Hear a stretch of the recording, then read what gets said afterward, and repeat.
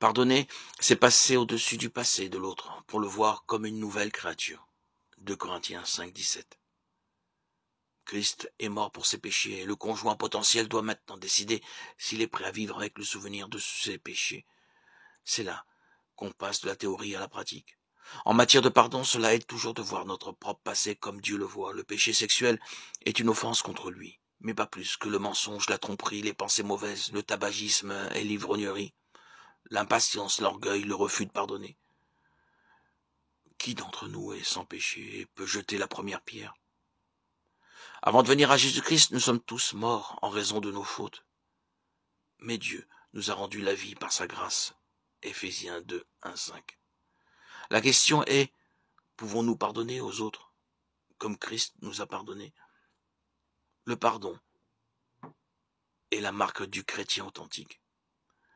Jésus a dit que si nous ne pardonnons pas, Dieu ne nous pardonnera pas non plus. Matthieu 6, 14, 15.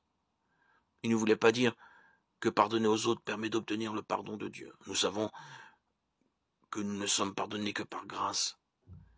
Mais un cœur qui pardonne manifeste par là que le Saint-Esprit demeure en lui, tandis que le refus de pardonner caractérise un cœur endurci et non régénéré.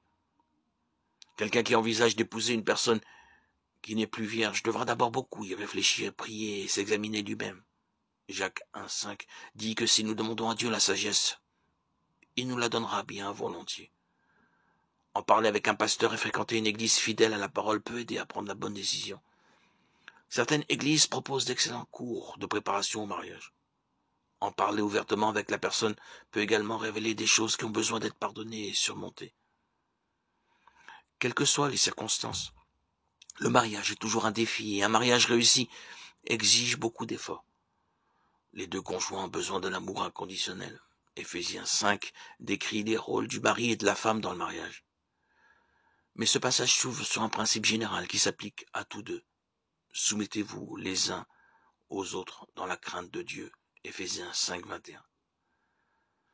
Le sacrifice volontaire et la force de servir pour améliorer son mariage sont les caractéristiques d'un homme ou d'une femme spirituellement mature qui honore Dieu. Choisir son conjoint avec sagesse selon ses qualités bibliques est important. Mais notre croissance spirituelle et notre soumission à la volonté de Dieu pour notre vie l'est tout autant.